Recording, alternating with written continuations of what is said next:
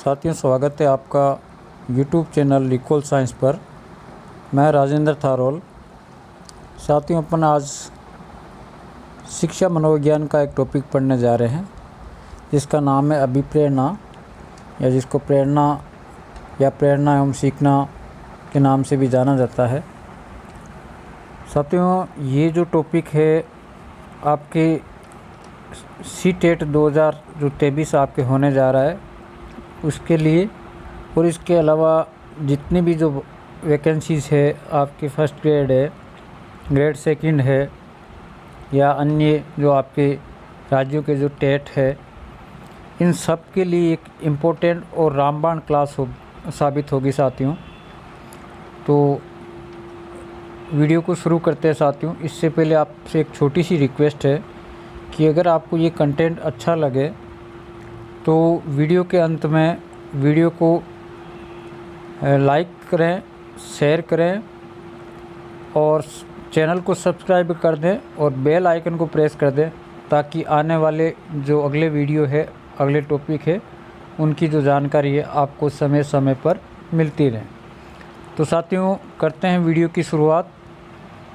साथियों, टॉपिक का नाम होगा आपका आज अभिप्रेरणा यानी मोटिवेशन। तो सबसे पहले साथियों देखते हैं मोटिवेशन क्या होता है, या मोटिवेशन किसे कहा जाता है। तो अभिप्रेरणा एक ऐसी परिकल्पनात्मक, जी हाँ साथियों, परिकल्पनात्मक यानी हाइपोथेटिकल प्रोसेस है जो प्राणी के व्यवहार के निर्धारण एवं संचालन से संबंध रखती है।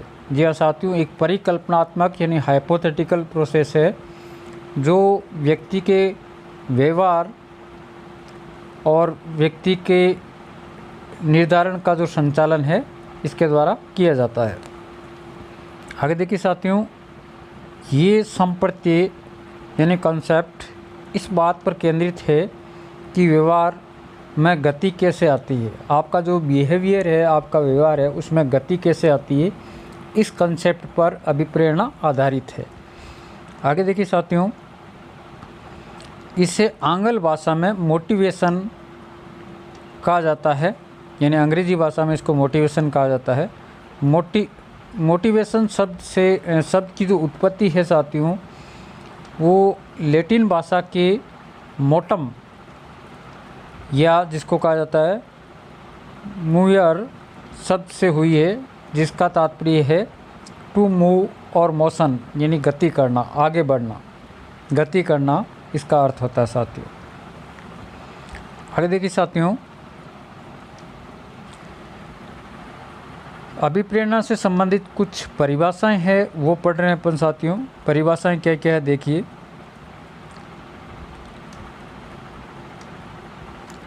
सबसे पहले RS वुडवर्थ की परिभाषा, मोटिवेशन की जो परिभाषा है उसने RS वुडवर्थ ने क्या दी थी। अभिप्रेरणा व्यक्ति की वह दशा है जो उसे निश्चित व्यवहार करने के लिए निश्चित लक्ष्यों की ओर उत्तेजित करता है। यानी वुडवर्थ साहब ने अभिप्रेरणा की जो परिभाषा दी थी, प्यारे साथियों, इन्होंने क्या कहा था कि अभिप्रेरणा व्यक्ति की वह दशा है जो उसे निश्चित व्यवहार करने के लिए निश्चित लक्ष्यों की ओर उत्तेजित करती है। BF स्किनर ने मोटिवेशन की परिभाषा क्या दी थी अभिप्रेरणा की, कि अभिप्रेरणा अधिगम का सर्वोत्कृष्ट राजमार्ग है। जी हाँ साथियों, राष्ट्रीय जैसे अपना राजमार्ग होता है, वैसे ही अभिप्रेरणा अधिगम यानी सीखने का सबसे बढ़िया राजमार्ग है। ये बात स्किनर साहब ने कही थी साथियों। अगली परिभाषा दी थी CV गुड ने। CV गुड ने क्या कहा कि अभिप्रेरणा क्रिया को प्रारंभ करने, जारी रखने और नियंत्रित करने की प्रक्रिया है। ये परिभाषा दी थी CV गुड ने। आगे देखिए साथियों, अगली परिभाषा क्या है।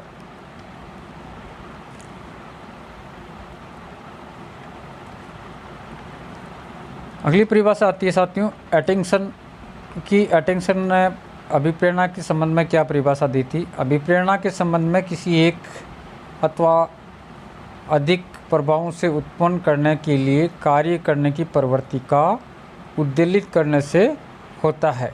ये बात एटिंगसन ने की थी साथियों। एक ये परिभाषा भी आपके इम्पोर्टेंट है, बैरॉन, बर्न और कैंटोविच की। इन्होंने अभिप्रेरणा के बारे में क्या कहा है कि अभिप्रेरणा एक आंतरिक शक्ति है। जी हाँ साथियों, आंतरिक शक्ति यानी अंदर से उत्पन्न होने वाली शक्ति है या प्रक्रिया है जो व्यवहार करने के लिए शक्ति प्रदान करती है तथा एक खास उद्देश्य की ओर व्यवहार को लेकर जाती है। ये बात बैरॉन, बर्न और कैंटोविच ने कही थी साथियों। आगे देखिए साथियों, अभिप्रेरणा की कुछ विशेषताएं हैं, वो देखते हैं अपन क्या क्या विशेषताएं हैं। अभिप्रेरणा की विशेषताओं में सबसे पहला आता है यह व्यक्ति की आंतरिक अवस्था है। जी हाँ साथियों, अंदर से जो आवाज़ आती है या अंदर से जो अपने फीलिंग आती है वो अभिप्रेरणा की आंतरिक अवस्था है। ये लक्ष्य प्रेरित है। अभिप्रेरणा किसी लक्ष्य की ओर प्रेरित होती है। उत्तेजना एवं क्रियाशीलता इसमें पाई जाती है। चयनात्मकता पाई जाती है। अधिगम की कुंजी है, सीखने की कुंजी है।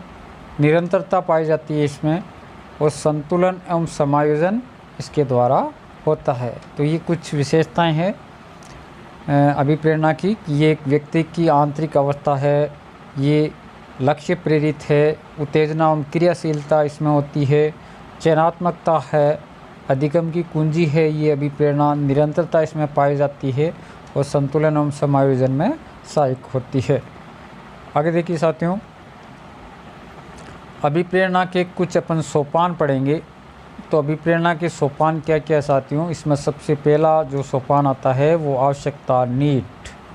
सबसे पहला सोपान साथियों, व्यक्ति की वह जैविक अवस्था जो किसी कमी अथवा अधिकता से उत्पन्न होती है। जी हाँ साथियों, नीड आवश्यकता किसी कमी या अधिकता के कारण जो उत्पन्न होती है उसको नीड या आवश्यकता कहा जाता है, जो अभिप्रेरणा का सबसे पहला सोपान है। जैसे मान लो आपको भूख लगी है तो आपके जो पेट में कुछ कमी हुई है तो आपको कुछ चीज़ की यानी भोजन की आवश्यकता होगी, तो भोजन की कमी के कारण ये आवश्यकता उत्पन्न हुई है। आगे देखिए साथियों, अगला सोपान क्या है अभिप्रेरणा का।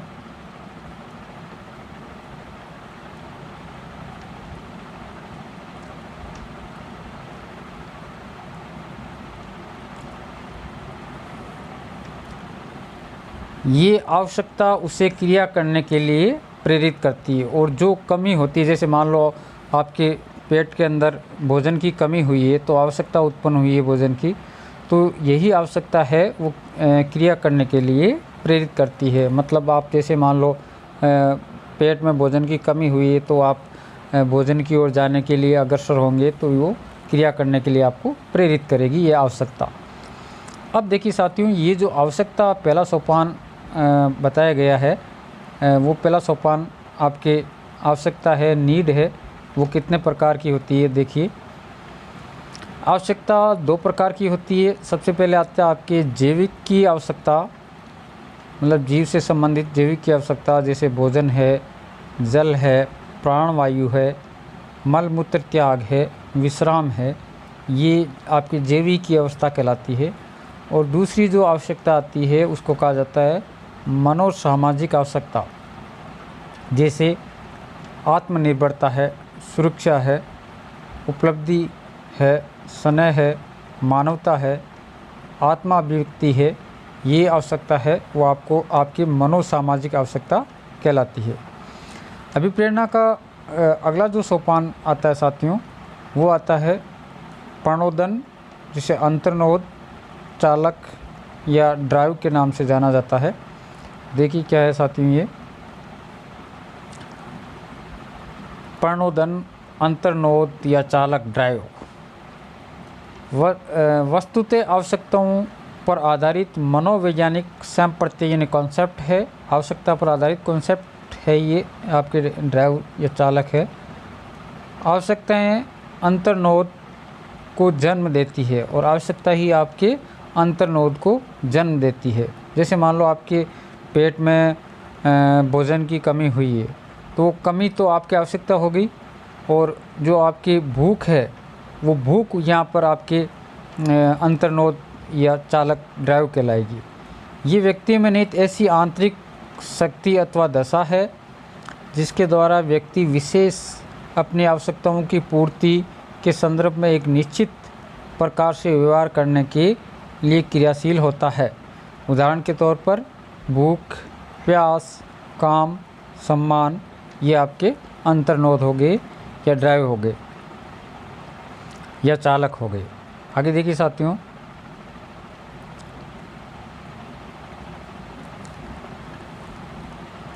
भोजन भूखे प्राणी की दैहिक आवश्यकता है। भोजन है वो भूखे प्राणी की उस दैहिक आवश्यकता होती है। जो भूख अंतर्नोद, जो भूख नामक आपके अंतर्नोद या चालक है को जन्म देती है, व्यक्ति भोजन की खोज के लिए क्रियाशील होता है। पानी की आवश्यकता से जुड़ा चालक आपके प्यास है। जैसे आपके भोजन की आवश्यकता से जुड़ा चालक भूख है, वैसे पानी की आवश्यकता से जुड़ा चालक प्यास होता है। आगे देखिए साथियों, अगला जो आपकी अभिप्रेरणा का सोपान आता है तीसरा, वो आता है आपके प्रोत्साहन या लक्ष्य। जिस वस्तु से आवश्यकता अथवा अंतर्नोद की समाप्ति होती है उसे प्रोत्साहन कहते हैं। जैसे मान लो आपके पेट में कुछ कमी हुई है भोजन की, तो वो तो आवश्यकता होगी, और भूख नामक आपके जो अंतर्नोद या चालक उत्पन्न हुआ है, और आपके जैसे ही आपको भोजन मिलेगा तो आपके प्रोत्साहन या जो लक्ष्य है इसकी पूर्ति हो जाएगी। तो जिस वस्तु से आवश्यकता अथवा अंतर्नोद की समाप्ति होती है उसे प्रोत्साहन कहते हैं। प्रोत्साहन एक उद्दीपक है जो अंतर्नोद को संतुष्ट करता है।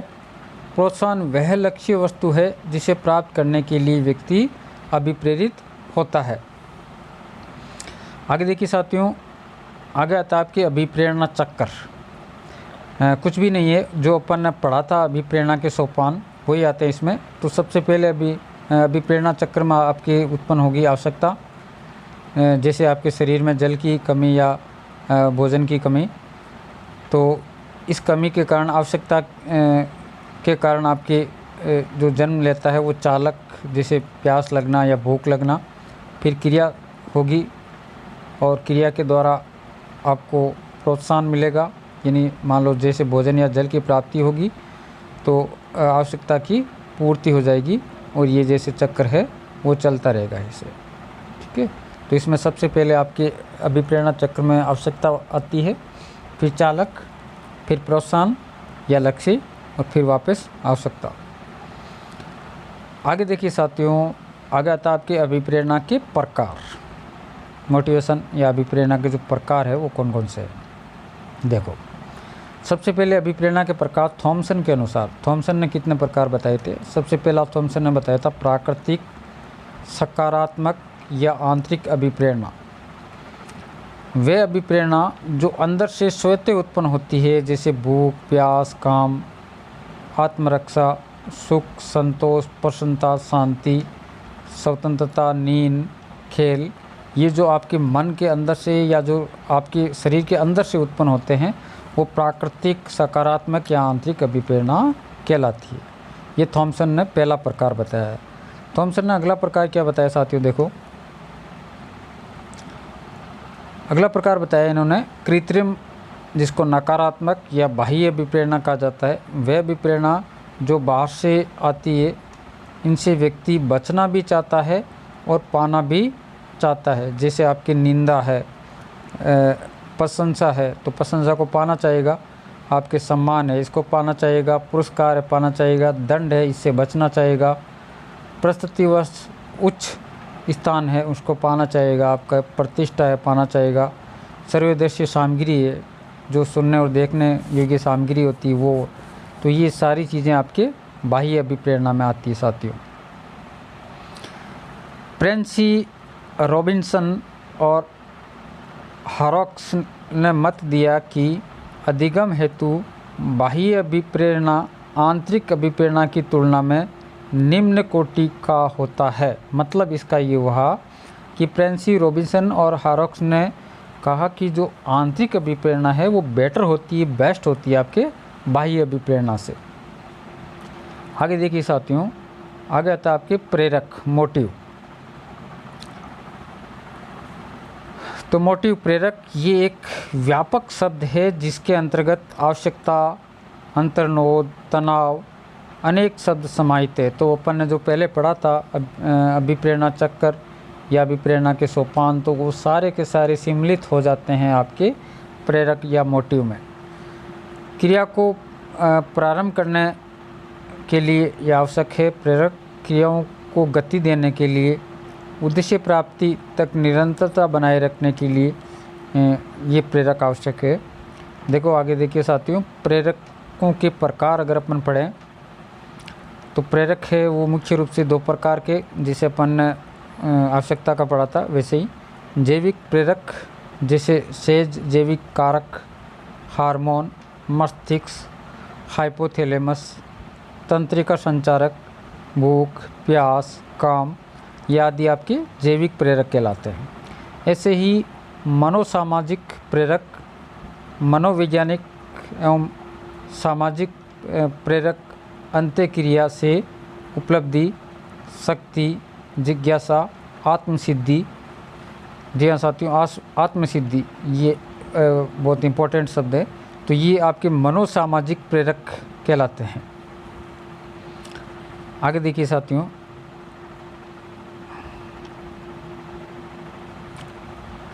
आगे आपके मेस्लो के अनुसार अभिप्रेरक जो मेस्लो ने बताए थे वो दो प्रकार के, एक तो जन्मजात अभिप्रेरक जैसे भूख, प्यास, नींद, विश्राम, शीत, ताप, और एक इन्होंने बताए अर्जित अभिप्रेरक जो प्राप्त किए जा सकते हैं, जैसे सम्मान है, आत्म प्रतिष्ठा है, आत्मगौरव है, जीवन लक्ष्य है। ये आगे देखिए साथियों, अभिप्रेरणा की विधियाँ। जी हाँ साथियों, मेरे प्यारे साथियों, यहाँ से आपके प्रश्न पूछा जाता है कि अभिप्रेरणा की निम्न में से कौन सी अभिप्रेरणा की विधि नहीं है। तो अभिप्रेरणा की विधियाँ आपके कौन कौन सी है वो देखिए। सबसे पहला आता है आपके अभिप्रेरणा की विधि प्रशंसा और निंदा। आकांक्षा स्तर जानकर आप अभिप्रेरणा के बारे में जान सकते हो। सफलता का अभ्यास करवाकर, प्रतियोगिता के आयोजन के द्वारा, असफलता का भय दिखाकर, पाठ्य सहगामी क्रिया द्वारा और प्रतिस्पर्धा की भावना जगाकर आप अभिप्रेरणा उत्पन्न कर सकते हो। जी हाँ साथियों, अभिप्रेरणा की विधियाँ प्यारे साथियों, सबसे पहला प्रशंसा एवं निंदा, फिर आकांक्षा स्तर जानकर, सफलता का आभास कराकर, प्रतियोगिता का आयोजन द्वारा, असफलता का भय दिखाकर, पाठ्य सहगामी क्रिया द्वारा और प्रतिस्पर्धा की यानी कंपटीशन की भावना जगाकर, ये आपके अभिप्रेरणा की विधियाँ हैं साथियों। आगे देखिए साथियों, अभिप्रेरणा के शैक्षिक महत्व है। शिक्षा में क्या अभिप्रेरणा का महत्व है वो देखिए। तो रुचि जागृत करने में, इंटरेस्ट उत्पन्न करने में इसका महत्व है। ज्ञान केंद्रित करने में, लक्ष्य प्राप्ति करने में, अधिगम तत्परता जागृत करने में, उच्च आकांक्षा के लिए और अध्यापन विधि एवं अभिप्रेरणा, इनके अंदर आपके अभिप्रेरणा यानी मोटिवेशन का शैक्षिक महत्व है साथियों। तो साथियों, इस तरह से आपने एक आज शिक्षा मनोविज्ञान का टॉपिक कर लिया, अभिप्रेरणा, मोटिवेशन। तो ये वीडियो और ये कंटेंट कैसे लगे साथियों, आप कमेंट बॉक्स में कमेंट करके ज़रूर मुझे बताएं। और वीडियो अच्छा लगा तो वीडियो को शेयर करें और लाइक करें, और आप इस चैनल को सब्सक्राइबर और बेल आइकन को प्रेस कर ले साथियों, ताकि आने वाली जो क्लास है उसका नोटिफिकेशन आपको समय पर मिल जाए। बहुत बहुत धन्यवाद साथियों।